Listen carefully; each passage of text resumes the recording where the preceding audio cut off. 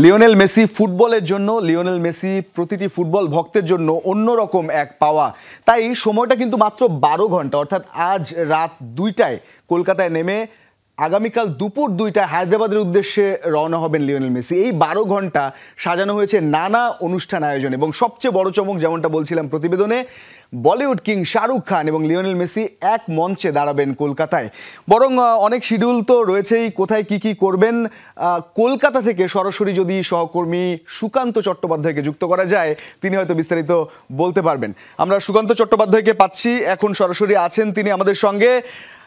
সুকান্ত দা, আপনি যদি শুনতে পেয়ে থাকেন, নিশ্চয়ই মেসি যে জ্বর, যে মেসি উৎসবে তিলোত্তমা কলকাতা এই মুহূর্তে অন্যরকম এক আবেগের জোয়ারে ভাসছে, সেই খবর দেবেন। এবং আজ রাতেই তো তিনি আসবেন। তার যে 70 ফুট উচ্চতার স্ট্যাচু বানানো হয়েছে, সেটা সরাসরি যে উদ্বোধন করার কথা ছিল, কিন্তু তিনি যেতে পারছেন না নিরাপত্তাজনিত কারণে। তবে শাহরুখ খান থাকবেন, সৌরভ গাঙ্গুলি থাকবেন, মমতা ব্যানার্জি থাকবেন, কনসার্টস রয়েছে। এই যে গোট কনসার্ট কিংবা গোট ট্যুরকে নিয়ে সব মিলে জানাবেন এই মুহূর্তে উত্তাপ কেমন কলকাতায়?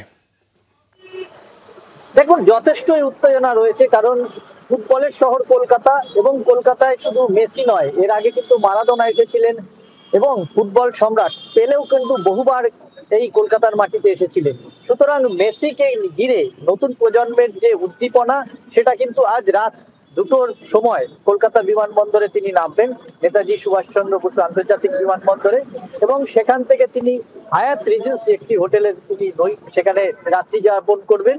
সেখান থেকে পরের দিন সকালবেলায় তার কিন্তু শিডিউল রয়েছে, খুব টাইট শিডিউল, এবং বেশ কিছু প্রোগ্রাম তার কিন্তু ইতিমধ্যেই বাতিল করা হয়েছে নিরাপত্তা জনিত কারণে। কারণ বিমানবন্দর থেকে তাকে হোটেল পর্যন্ত যেতে যে মানুষের জনতার ভিড় সামলে যেতে হবে, সেটা কিন্তু পশ্চিমবঙ্গের যে রাজ্য পুলিশ সেই নিরাপত্তা দিতে কিন্তু অস্বীকার করেন। তার কারণে কিন্তু বেশ কিছু তার শিডিউল চেঞ্জ করা হয়েছে, বেশ কিছু প্রোগ্রাম ভার্চুয়ালি কিন্তু তিনি করবেন। সব থেকে বড় কথা, যে মেসির সঙ্গে দেখা করতে কিন্তু কলকাতার মাটিতে আসছেন আর এক চলচ্চিত্রের তারকা শাহরুখ খান। এছাড়াও বাংলার আমাদের ক্রিকেটের দাদা সৌরভ গাঙ্গুলি, তিনি যেমন থাকছেন, বাংলার মুখ্যমন্ত্রী মমতা বন্দ্যোপাধ্যায় থাকছেন। এছাড়াও কলকাতার প্রোগ্রাম সেরে আগামীকাল দুপুর বেলায় কিন্তু তিনি হায়দ্রাবাদ চলে যাচ্ছেন। সেখানেও কিন্তু বেশ কয়েকটি কর্মসূচি রয়েছে, তেলেঙ্গানা সরকারের কর্মসূচি রয়েছে। হায়দ্রাবাদ থেকে তিনি কিন্তু মুম্বাই যাবেন। মুম্বাইতে কিন্তু ভারতীয় ক্রিকেট ক্লাবের যে প্যাডেল ক্লাব আছে, সেখানে অংশগ্রহণ করবেন। 4:30টার সময় সেলিব্রিটি ফুটবল ম্যাচ আছে মুম্বাইতে।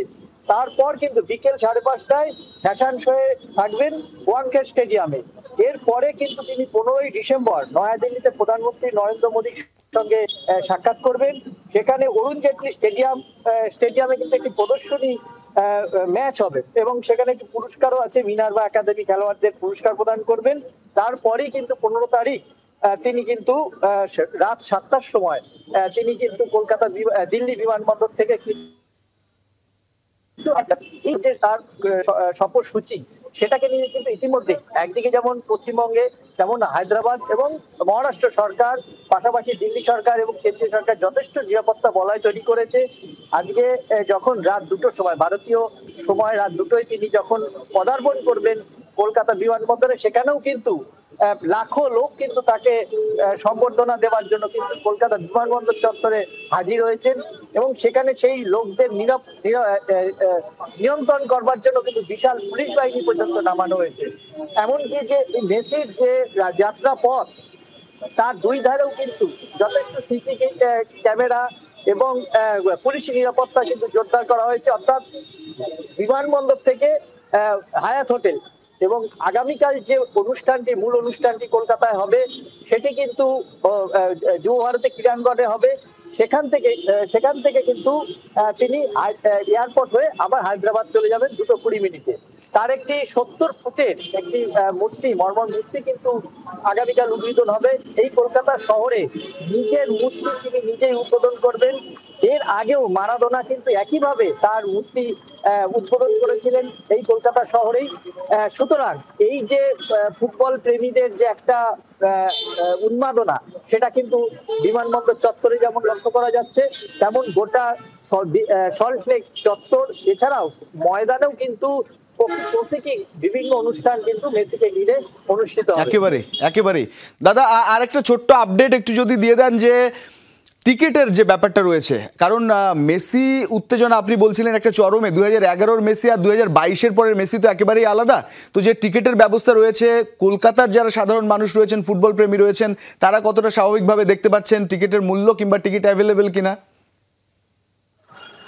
দেখুন, এই যে তাকে দেখার যে যুবভারতী ক্রীড়াঙ্গন অর্থাৎ সল্টলেক স্টেডিয়ামে যে অনুষ্ঠান, সেই টিকিটের মূল্য 8,000 8,500 রুপি থেকে 14,000 রুপি আছে। এছাড়া তার সঙ্গে সরাসরি যদি সেলফি তুলতে যায়, তাহলে তার জন্য ধার্য করা হয়েছে যে টিকিটিং সংস্থা 10 লক্ষ টাকা। স্বাভাবিকভাবেই যে মেসির যে দর অনেকটাই বেশি এবং সাধারণের ধরাছোঁয়ার বাইরে, সেক্ষেত্রে দাঁড়িয়ে কিন্তু এখনো পর্যন্ত সল্টলেক স্টেডিয়ামে যে লক্ষাধিক সিট রয়েছে, একটা সিটও কিন্তু ফাঁকা নেই, অর্থাৎ একটা টিকিটও কিন্তু অবিকৃত নেই। সব টিকিট বিক্রি হয়েছে এবং হাউসফুল হয়েছে। মেসি পাগলে কিন্তু মেসি পাগলে কিন্তু মানে এখন কলকাতায় মেসি জ্বরে আক্রান্ত গোটা কলকাতা শহরের ফুটবল প্রেমীরা। একেবারে এক একেবারে কথায় বলতে পারি। অসংখ্য ধন্যবাদ।